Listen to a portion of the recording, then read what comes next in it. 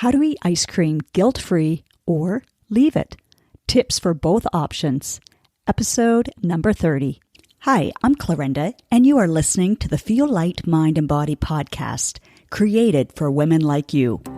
Women who are experiencing success in so many areas of life, but are struggling with weight loss, stress eating, and decreased energy. Losing weight can feel hard, heavy, and restrictive. That's why every week I will be offering you a different perspective, tips, encouragement, and a unique approach so that you can feel lighter in your mind and body rather than feeling deprived, frustrated, or discouraged. What if you could feel free, yet in control around food for the rest of your life? What if you could enjoy your experience of losing weight and getting healthier? You absolutely can. You're in the right place.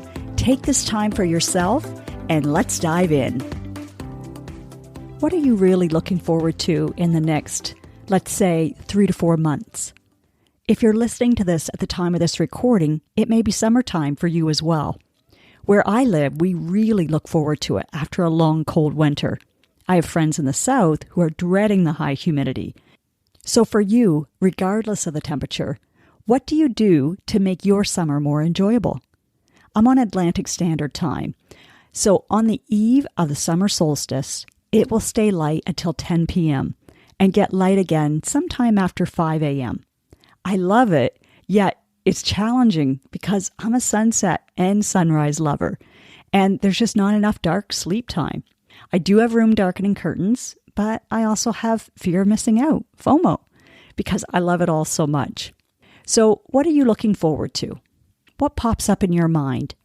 I've asked a few friends and clients this week as I prepared for this, and the most common answers have been vacation, family visits, pool, cottage, patio, or beach time, boating, ball games, bonfires, biking, doing nothing except relaxing, listening to the birds, and taking it all in. In the conversations, it came up that each of those activities has an association with food or drink. No real surprise there, as it's the social and added fun part that we add to it. Some of the associations were cold beer on a hot afternoon, walking or biking, always ending up at a place for a sugary or alcoholic drink, an ice cream, a meal, or a snack of some sort. And definitely, desserts and cheesy casseroles came up for family reunions. Wine with crackers and cheese was common for those loving to sit out until the moonrise. S'mores, chips, hot dogs, and drinks around the fire, and then so much more. As we talked about this, some common concerns or thoughts were, I simply can't lose weight in the summer. I'd be so happy if I could just stay the same and didn't keep gaining another 4 to 5 pounds every year, but it just feels impossible for me. Another one was, I'm not getting any younger, and it's getting harder, not easier to lose it in the fall. And then we're into Thanksgiving and Christmas holidays. Others said, I don't put any rules in place for me over the summer. It's too short of a time and we only live once. Another said, yeah, ice cream calls my name from every corner and I can't resist, so there's no sense in me trying. Ice cream came up a lot. So I made that my title. However, you can sub in whatever it is for you. I'm curious, can you relate to any of the thoughts that I just shared? I'd love to hear your answer, whether it's the same or a different thought that's going through your beautiful mind. Last year, I created a 2-hour online webinar on how to eat ice cream guilt-free without spiraling. It received a lot of positive feedback about how helpful and empowering it was. Feedback like, that was exactly what I needed to get me out of my all-or-nothing thinking. Or, what a relief to be able to enjoy what I want guilt-free, but also without going overboard or letting it take me completely out of the game. This gave me hope and something to work from. And I'm excited to offer it again next Tuesday evening, June 13th. If you did attend last year, it will be some of the same content, a great review. But it will also be different as I keep on improving the content as I learn more. The questions and comments that come in also make it unique. So before I move on, know that you can pause this now and sign up for this. It'll be in the podcast episode description or the show notes if you're seeing this on my website blog. The Zoom room does have a limited number of seats, so sign up now if you want to set yourself up for the best feeling summer ever without having to go extreme either way to feel that way. But for now, let me get you thinking and share a few tips and questions, and maybe even take a step towards what you really want. This is an area that I've worked through, so I'm sharing a few key questions to help you as well. We have so many memories tied to food. For example, when I say homemade cinnamon rolls, you probably have an image of who or where you enjoyed those. Am I right? My sister Marv makes the best ones, and every few years she makes them for a family event, and I enjoy one guilt-free. Some of these are beautiful traditions we want to continue, and others we might want to reconsider. So are you open to that? If my sister lived next door and made these every week, I would want to reconsider my indulgence. But that is a tradition I'm okay with, and depending on my hunger or what else I'm eating, I may enjoy a few bites or the whole thing. I trust that I'll know when that time comes again. This is a skill set that can be practiced, and I have tools that help you in that. First, think about this, or if you're not driving or walking, you can make a list of your summer activities. If you're listening to this later, then think of the holidays and traditions you'll be enjoying over the next few months, like Thanksgiving, Christmas, or the New Year. Make a list of your events and activities in this season. Then next to each one, write what food and drinks you associate with each one. You can do this in the notes section of your phone, journal, or on any piece of paper.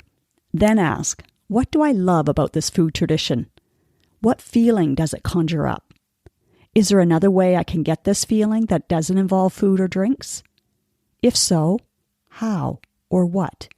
Is this food nutritious or simply enjoyable? Does it negatively impact my health? How? This is important as we need to tell ourselves the truth and then decide from that place so that we can like our reasons or not. And if we don't like our reason, then we can make another choice. Too often we contribute our health issues or body weight to it being hereditary. And while that is a legit factor, it was one that I decided to not give my power away to. My dad had diabetes, so yes, I'm predisposed genetically, but that doesn't mean I will get it. I'm not accepting that as a done deal. The great news is it's quite possible that I can override diabetes with a healthier lifestyle. I can choose different patterns and quality of eating. There's no judgment on Dad or my mom or anyone else that I may mention at some point. Our parents probably modeled to us what was modeled by their parents or the influence of what was current information or new in the food industry at that time. Mom has told me about how excited she was when packaged food started appearing in their little grocery store. She said Hamburger Helper made her meal planning so much easier and more enjoyable. Do you remember that? I remember having a lot of Hamburger Helper when I was in university. If my friend Rayma is listening, she'll be like, yes, and Mr. Noodles. As a busy mom who didn't enjoy cooking, although I must say, Mom was a great and flavorful cook. But I get it. She had 6 mouths to prepare for.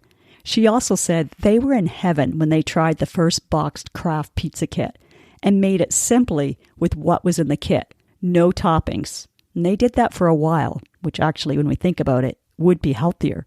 That was before I was born as her 4th child. By the time I can remember, she was trying to add whatever leftovers were in the fridge, like canned peas, which, by the way, it was disgusting to us on pizza. She also tried sliced hot dogs.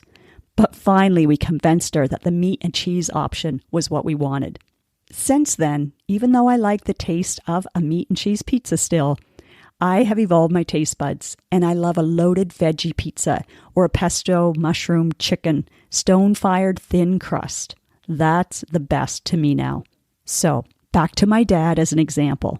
He also had Alzheimer's.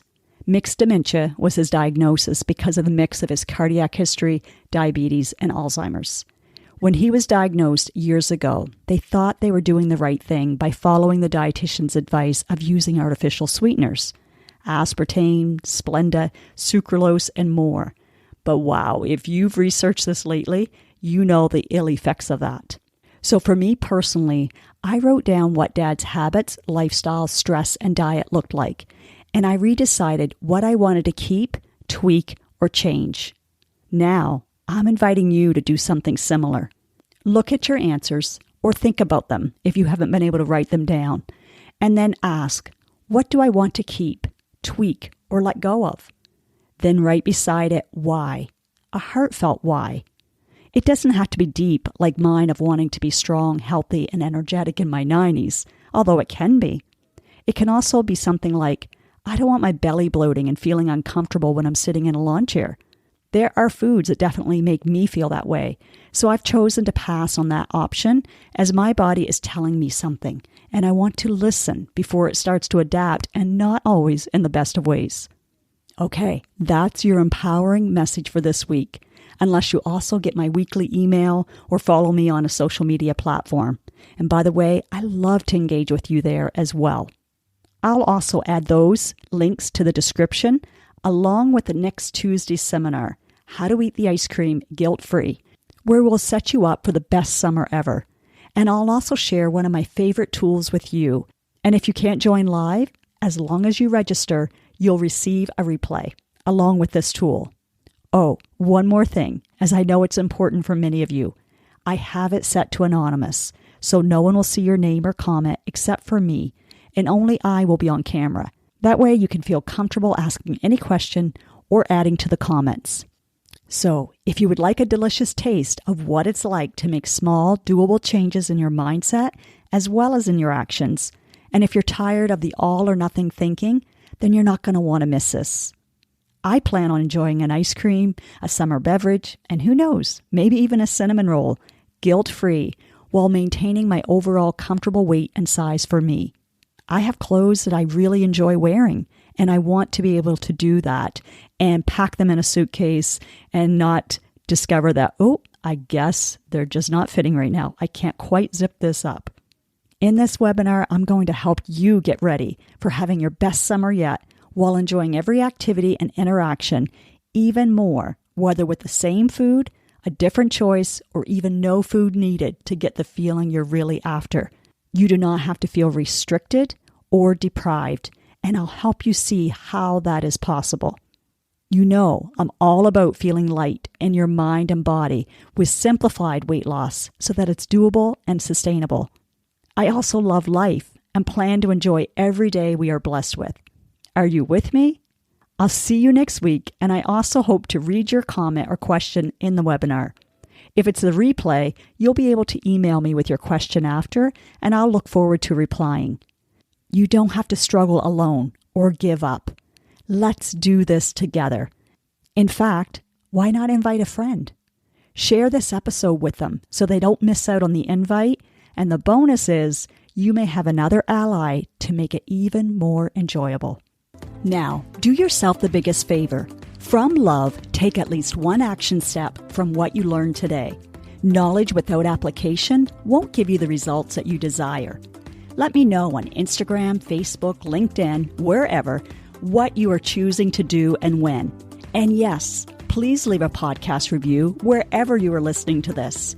When people read your words and can see themselves in them, then you are contributing to women empowering other women. And that feels amazing. You just might change or save a life today.